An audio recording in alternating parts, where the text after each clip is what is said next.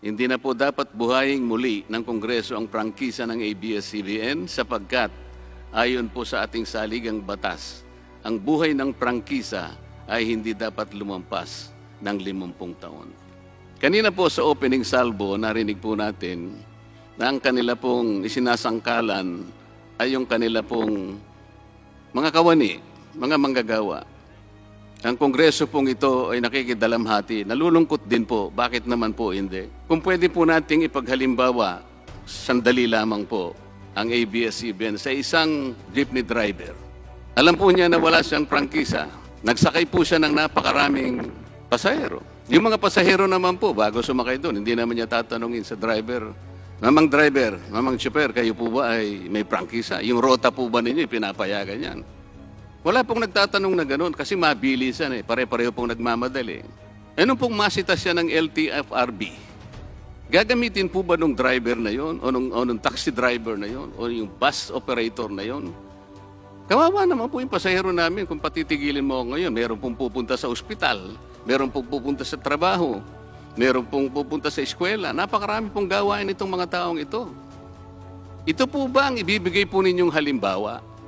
Hindi po ba dapat kayo muna ang kauna-unahan na nag-isip ng kapakanan nila? Ilagay ninyo sa magandang kalagayan ang pagpapatupad ng prangkisa ninyo at wala pong malalagay sa alanganin. Huwag po ninyong isasangkalan ngayon ang inyong mga manggagawa at kani-kanilang pamilya. Hindi po ganun. Sasagutin po ninyong aligasyon na ito hindi po sa pamamagitan ng emotional appeal.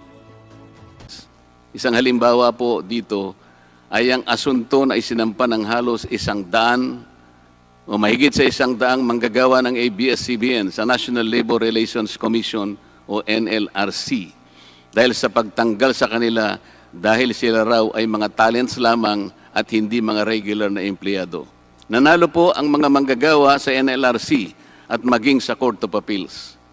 Bakit hindi na lang nila sinunod ang hatol at umapila pa ang ABS-CBN sa Korte Suprema? Ito ba yung sinasabi po kanina sa opening salvo na ang pagmamahal sa kanilang kapamilya ay ganun na lamang? Mali naman po yata na sabihin ng ABS-CBN na lampas sa 11,000 ang mga empleyado nito dahil kung ito po ay masusi nating iimbestigahan, may 2,661 at isa lamang. 2,661 ang mga regular na empleyado nito. Ang karamihan po o mahigit na 8,500 na kawani ng ABS-CBN ay tinagurian nilang independent contractors or talents, project workers at contractuals lamang kahit na pang-regular na empleyo ang trabaho nila. Ayon po sa ating labor code, kapag pang-regular ang tungkulin ng isang manggagawa, dapat siyang gawing regular employee. Hindi dapat contractual. Hindi dapat independent contractor, talent o kaya'y project worker lang. Malinaw na labag sa batas ang ginagawa ng ABS-CBN. Sana ay ibalita rin po ito ng TV Patrol upang mabunyag ang libo-libong endo sa kanilang bakuran.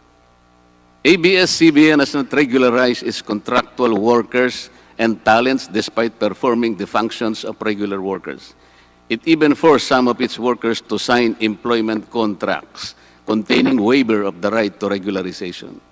And those who refuse were unceremoniously terminated from work.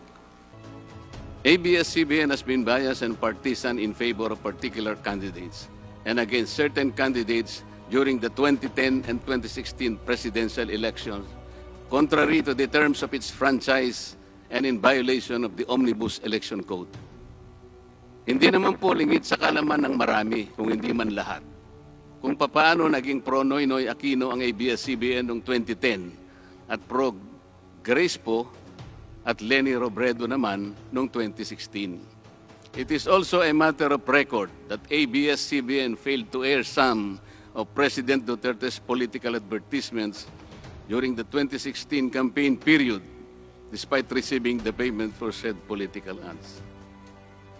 Ang masakit po dito, kung hindi pa sila pinigilan ng korte sa pamamagitan ng isang TRO ay nakahanda na palang ipalabas ng ABS-CBN sa bisperas mismo ng pagtatapos ng campaign period ng 2016 presidential elections. Ang mga anti-Duterte advertisements na binayaran ng isang dating senador. Sinadya ang timing para hindi bigyan ng pagkakataong makasagot pa si Mayor Duterte na noon ay kandidato bilang presidente.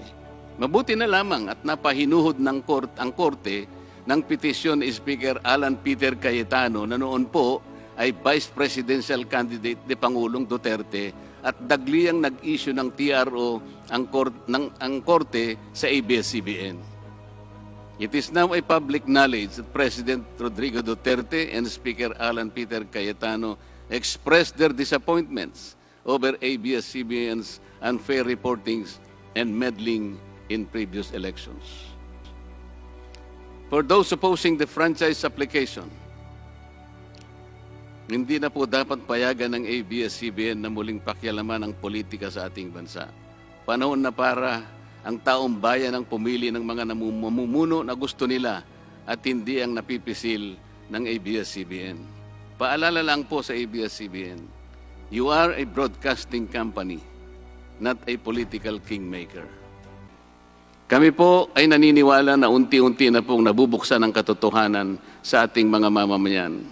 Hindi po ba mas maganda at katanggap-tanggap na tumulong sa kapwa ng walang nalalabag na batas at buong sikap pang nasusunod ang prangkisa?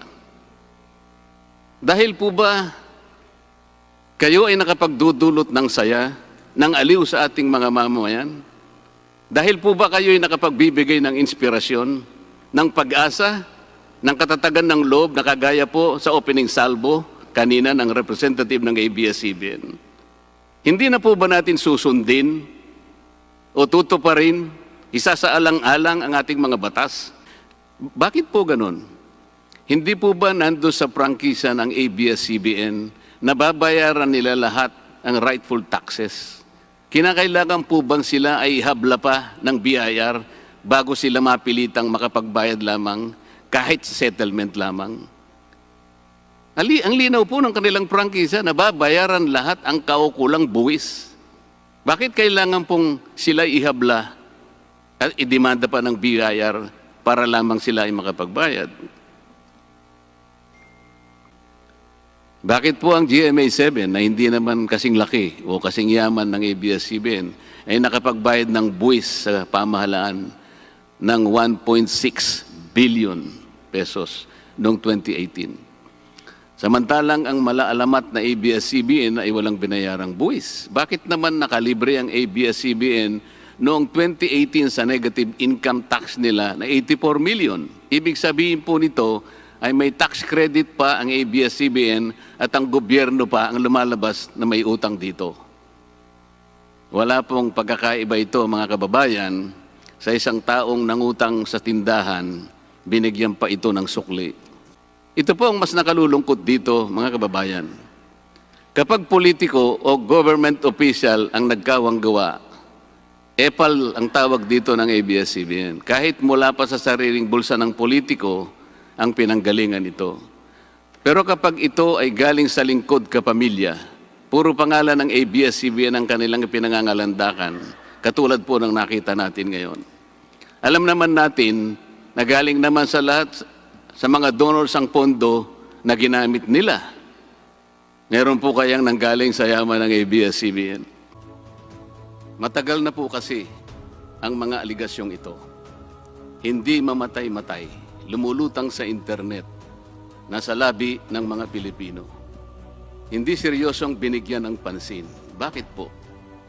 Tikom ang bibig ng may kakayahang magsiwalat nito dahil takot sa maimpluwensyang network na kayang sirain ng tao, kandidato man o hindi.